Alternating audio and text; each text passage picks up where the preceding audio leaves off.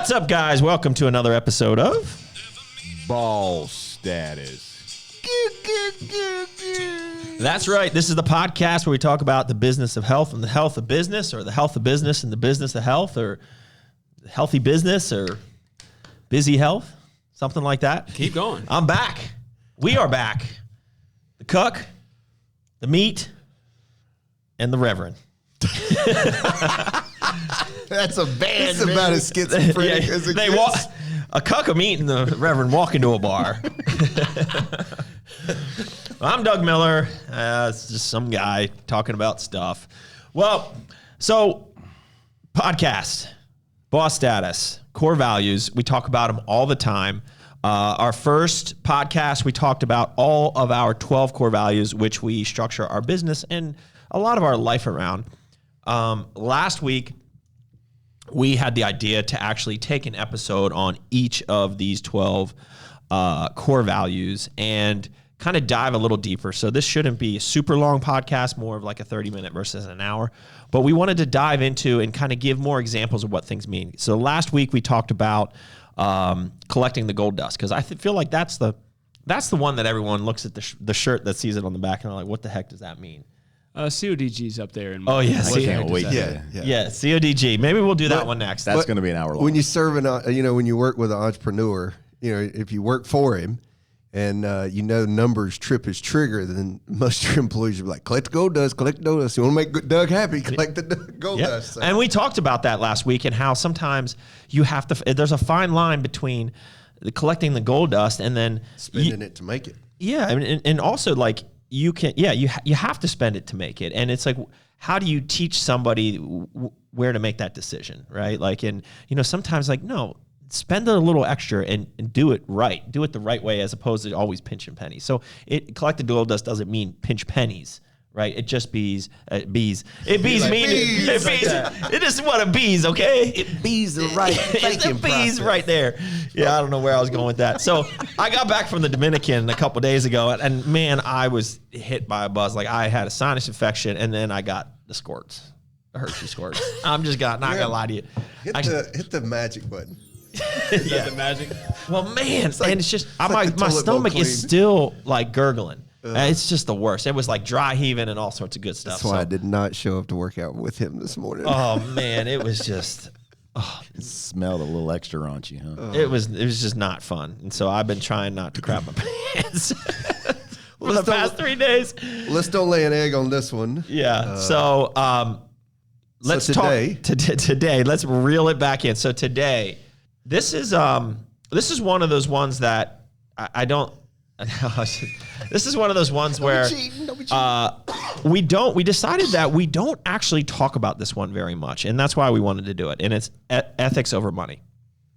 And so I want to take some time, and you guys can all chime in here and kind of talk about what this means to you and how it comes into play in our businesses. But this is one that I feel like I even questioned it, whether it's a core value, because we don't talk about it.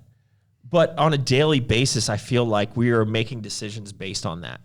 But at least all our other ones we talk about. Yeah, and I think we're even tripping ourselves up a little bit by like, just because we don't talk about it doesn't mean we don't live it. True. Right. And I think that's the key, right? Like, is that living this one, I think, is really important. Yeah. Right. Like the decisions that you're making on a daily basis, are they ethical? Like, or are you trying to take a shortcut to achieve something, which in this case, it's money, but it goes deeper than that. So I think there's a couple good examples. The one that really comes to mind for me is when we were back in Northern Virginia, and we were actually involved. Our pastor up there, Jim Bauckham, he actually got quite involved in our business. Like he would come in and speak to us as well. And I don't know, maybe we're just weird. Maybe we feel we're so lost that we attract. We have to have a pastor nearby. We always have to have a pastor. They're just drawn to us sinners. I haven't told you this, but there was this moment about a year and 3 months ago where I woke up at 3 a.m. in the morning at the crack of thunder in the middle of the night. I went, Core Nutritionals. I didn't know what it meant. So Pastor Jim Bauckham was saying, we were talking, I don't know why he was there. I don't know what we were talking about, but for some reason he was at HQ, and this was right after we came back from China. and he was very impressed that we were, doing business in China. And he said they will test you. You will be tested. They will just stick to your guns or stick to your core values. I don't know what exactly he said, but like, just keep doing what you're doing and don't do it for them, if that makes sense. Not talking bad about China, but I really didn't fully comprehend what he meant. And then sure enough, they have different pricing structures and want product made at certain costs and certain things like that. And we had an opportunity, because we were getting really good relationships in China for Miracle Labs, was to run a weight gainer that was literally just all maltodextrin. Like just put this filler carbohydrate in there that's going to spike your insulin, but you don't have to list it as a sugar because of just some semantics in the science, right? And then just put some cheap protein in there and sell it to us for $6 in a 10-pound bag. We would make some money, but it was just like, would we really be helping the people and our consumer by doing that? And so we had multiple conversations about, like, how are we going to create a weight gainer for Miracle Labs for China that made sense? And at the end of the day, we decided we couldn't. It was a big debate within the team. Like, we were going back and forth for like weeks on it. And this was before we actually solidified any core value, like wrote them down, right? Like it was kind of like a business decision. We kind of thought like, well, maybe we could do it and just sell it in China, but still, like, that's our brand. Those are our consumers that are using the product. Would we really be helping them towards their goals if we did that? Yeah. And the answer, obviously ended up being no. So I remember that one. That one was super clear to me, and that's why it kind of worked. It's worked its way into an actual core value. When you think about ethics over money, and then we, like Patrick said, we work against ourselves to say, well, we're tripping ourselves up here because we say we don't talk about it, but we live it. The ethos or the ethic is really the standard. Every business has a standard by which they're driven in, right? It's either going to be money, and we go into business to make money, right? I mean, I'm a pastor, but I got to make money. Yeah. I mean, the scripture even allows me to earn a living out of the calling and the trade that God has given me, and he established that with the priest. So to think that somebody's going to go into business just to do it for free, even non-for-profits, still have a substructure where they make money. Yeah. Whether it's a government subsidy, whether it's a housing authority, whether it's a, I don't know, if we just came up with a not-for-profit, say we were going to, have a baseball camp for every kid that wants to play baseball. Well, there's still a bottom line. There's top line and a bottom line. So the ethic is the other side of it. It's, okay, we're in business to make money, but how will we make money? And how will money run us? But the thing that's so interesting about this company is that all of those core values are based out of an ethic, and that ethic is pretty consistent.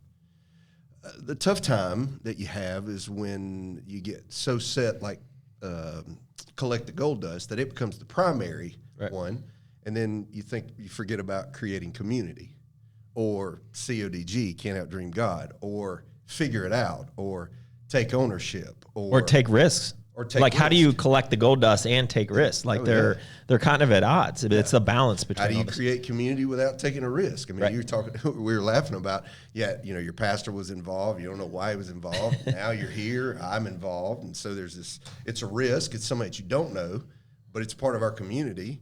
And the more you get together, you figure it out. You take ownership, and so there's a lot of dynamics in that. And so that's what I love about the core values, is that they're not islands unto themselves. Right. You can't live the crush it lifestyle without an ethic of discipline. You can't collect the gold dust without an ethic of understanding how to handle money without money handling you. You can't. Go ahead. Well, so the one thing that was interesting about this example here was that we talked about it enough that we talked about it enough that we could almost, and if you talk about anything enough, you can almost justify. And we were really justifying. Well, we really would be helping those people that want a cheaper, like, can't afford a more premium product, and so, like, there is a demand out there. So we're just filling that demand that they're asking of us. But that undermines kind of like our principles in the way we view nutrition and supplementation. So it kind of goes against our own ethics. Not saying that creating a meal replacement with maltodextrin is unethical, like just period. But it goes against our ethics that we have set for our company. I think about, and again, you guys know I'm a Rev, so Bible's in my heart and my mind. Proverbs 22:1 says, a good name's rather to be chosen than great wealth. You got a good name, wealth will come along. Doors will open. Yeah. Somebody trusts your name, opportunities are there. Yeah. So at that point, the round, I call it the curly Q tail conversation. At some point, we're going to say, okay, how a pig has a curly Q tail. How is the tail going to define the pig, or is the pig going to define the tail? And so I think it's at that moment that we decide, okay, how do we want to be known? In other businesses that I've been a part of or run or developed, I've always said it like this. Look, any monkey can give you a low price. I'm only going to apologize for my price once. I'm never going to apologize for my material or my service. And that's what I always worked to separate me, whether it was in the recycling business, a gym business, a church. Anybody can give you a low price, right? So to say and even justify, I'm helping someone at a lower economic level to have a reasonably good meal replacement. You can justify that. But what happens when that starts sacrificing our name all across the board? And then I go back and say, well, look, we may not be the cheapest supplement company in the market, but we'll only have to apologize for our price once. We're not going to apologize for what that supplement can do in your body. Right. I think another good example of this was actually, Pat, you brought this one up earlier. We're about to announce next week a really big collaboration that we've been working on. Which one you want? I don't know. Give me 2 claps in a Ric Yeah, Flair. there you go. Woo! So that's next week. When are we getting this up? When are we putting this up? Do what? Is the camera? Hello? Hello? Is the camera? Wait, hold on. He's thinking about his content schedule. Let me look. Huh? Yeah, goes up tomorrow. Great. That's awesome. So next week. He's slammed with this collab. So next week, the collab goes up. Anyways, what I'm getting at is that was a collab that we took on because we felt like it was very kind of on brand. It relates to our CODG Totally. core value, but it was also super authentic. And in this process, this will be our second official license collab. And throughout this process, we've had a lot of opportunities to take on other collaborations, whereas some companies will take them on just because they can. To get a license deal, it is not an easy task. It's a lot of time. It's a lot of negotiation. It's a lot of risk. It's a lot of money. And you have to sell your company to them. And you're matching your name with their name. Exactly. Which is, Yeah. you work really hard for your name. Hope they hold up there. Exactly. Exactly. So it's like, it's a big deal. And so there have been some big names that I would say are respectable names in the consumer packaged good arena, right? Like that, these are massive companies that wanted to collab with us, and we turned them down. And it wasn't because of anything bad about the company per se, but we felt that it just wasn't authentic. It didn't fit with the brand. Now, could it have made some good money for us? Could it have gotten some more exposure for us? Sure, 100%, because their exposure is much bigger than ours for the general pop. But we found that, like the one that I'm thinking of in particular, I don't want to say the name, but it was a large Just a large fruit company, essentially. Yeah. There was nothing authentic that they could give us that could tie the two brands together.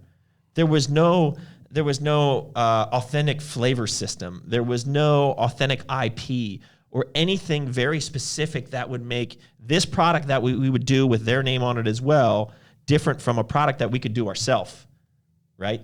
It was not a collaboration, right? It was literally just us paying them. And It was just buying their followers. Right. And we couldn't do it. We couldn't do it, because like we have to be authentic, and we feel that our followers and our consumers deserve authentic stuff. And we're not just going to sell out our name just to hopefully grab a couple new customers. It's just not going to happen. And so I think that was another really good example of where this kind of came into play indirectly. Now, we weren't thinking about it. Yeah. Like, I didn't even think about an example until you mentioned it before this podcast. But like that's a huge one. Well, I think so. Like, I view this. And for the record, Patrick's the only one who has this coin. Yeah. So I view this as, so ethics to me is making the right decision, doing the right thing with, I think we've talked about this today, but like some of those decisions come from what your that gut feel, right? Like, so in our building, like doing the right thing, kind of, if it's sitting in your gut to kind of go this way or that way, just go with your gut, right? When you're kind of on the fence. And then it's ethics over money. And I see money in this term as kind of like success. So it's what decision are you making in a moment, whether you're choosing the right decision for that might not lead you to short-term success, but it may be the right decision for long-term gain, right? And so like I think about this in our retail stores all the time, right? Like being a manager, making those right decisions. And I'll use this example. Our managers really struggle with the idea of not logging hours, right? So like I'm doing my mayor activity, right? And so I usually want to log that as time towards my hours. Well, like we didn't have that kind of structure when I was coming up in the stores. So like my mayoring was just constant, right? But I was making that decision to do the right thing to help my store grow with knowing it was the right thing and just having that gut feeling that it would lead to long-term success. And right, instead of having that short-term gain, like, oh, if I go out in the community today for an hour to 2 hours, I can log that, and that's my short-term gain, which is the money that I'm getting paid for. Or making deposits. Right. Spending 30 minutes on the clock to make a 5-minute deposit. No, that's just part of what I need to do for my store to succeed, right? And so I think about it and try to break it down a little bit. For me is like, don't think about it in the actual money, but money's tied to this because it's success. But forthgoing that short-term success for like a longer-term gain by making that ethical right decision.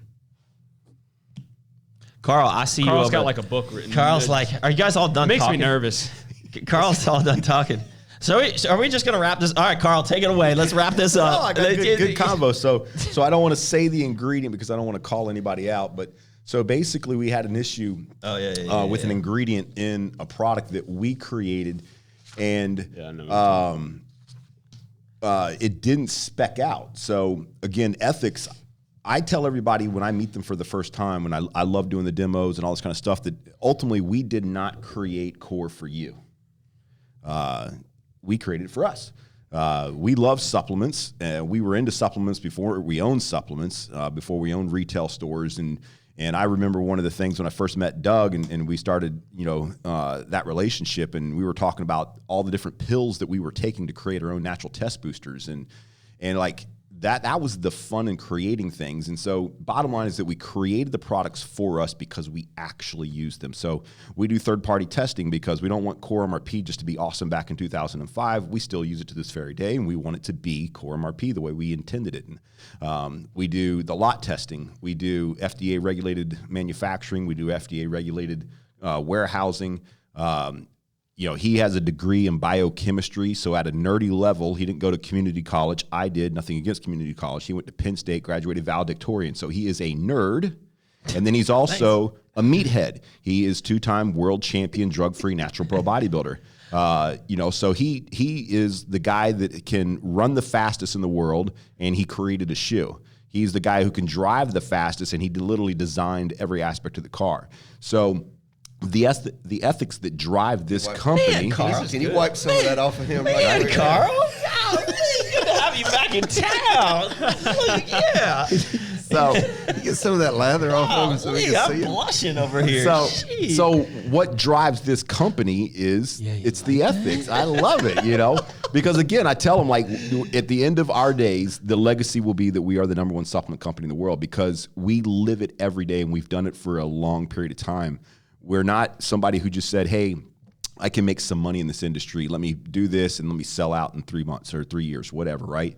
Like, this is who we are. The ethics drive everything that we do so much, and the average person wouldn't get it.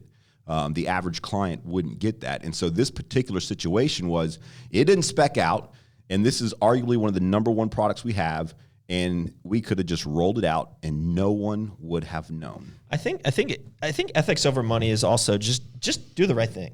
Right? It's just do the right thing. And I can think of it now that I'm sitting here thinking about this. There was a lot of times that, like, I remember when there was, we've tried all sorts of ways to pay our staff in the stores, different incentive structures and all this. And at some point in time, somebody called us out, like one of our employees who, it was funny because that same day he called us out, he quit on the spot, which was one of the most awkward situations ever. He basically called us out for, like, you haven't been paying us by section 674 of the whatever, and handed us a piece of paper in the middle of a manager's meeting. Like, he could have just come to me and said, like, there's a law for, like, certain overtime on the third Thursday of every fourth year and, some, like, thing. And I was like, okay, well, I will look into that, and if that is the law, we'll pay. We'll back pay everyone for whatever that was, and we will make it right. And he ended up storming out. And he yelled at somebody, and I remember Trey was like, he just said he was going to look into it. And he's like, that's it, I'm out of here. That was Chuck's first meeting. It was Chuck's first meeting, too. He's like, is this, like, normal? Like, what happened to it? I think 2 people quit that day, didn't I think they did. 2 people quit that day. Yeah. That was great. What a day. that was great. Well, we just got better, right? Trim the fat. Yeah. Figuratively and so literally. anyways, but the idea is just doing the right things in all the situations. Yeah. And if that was the right thing, that was the right thing. Or whether it was an I don't know what it was, an overtime thing or something like that. And it's just like, do the right thing. And sometimes you don't do the right thing at the beginning. Oh, totally. That's Like, just do it, make it right. You don't know what you don't know until you don't know it anymore. Right. And you just are like, oh, okay. Or you consider it from a different vantage point, and then you come back and go, no, we have been kind of cyclopsed in this. Yeah. One monovision, that's a good perspective. And then you're able to come back and do that. And again, it follows the rest of our core values. Just figure it out. Figure it out, take ownership of it, especially, Serving. Yeah, serving and, again, living that crush it lifestyle all the way through. And so, that's the tough thing. It's like, what drives us? And so, this even goes back to what kind of people we hire. I saw this meme the other day that it was talking about work, and it was like, sorry, boss, I didn't know you were going to be here today. Otherwise, I would have been really working hard. Right? And I'm just like, that's life right now. It's just like, let me work hard. Well, that's a poor ethic over. Usually when they see me, they're like, well, I guess I'm not getting anything done today. Yeah, they had the most productive last week. They're like, can't you go on vacation all the time? You get nothing done when you're here. That's because you're coming in and giving us 5 more plates to spin because you've got a little bit of time to think of something new. But that's the other thing about working for an entrepreneur, and I think this is where, Pat, because you have the coin, are those times where you press pause in the middle of the conference table and go, whoa, hold on.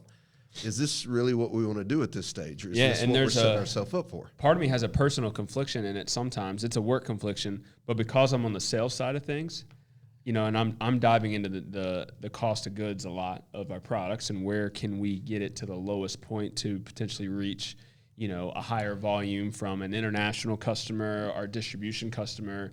So sometimes I'm like, guys, can you stop making these $20 pre-workout so we can freaking, get this account, And so sometimes it's a juggle within myself. It's like, it's ethics over money, but then sometimes I'm also trying to, get ahead too so we can, grow the business. And sometimes I only see that short-term success by potentially making a cheaper product. It's not like it would, the product would still be within our values and who we are, but maybe not the entire kitchen sink at it. Just maybe a little bit less, right? And so there's a part of this core value that's finesse without the fault.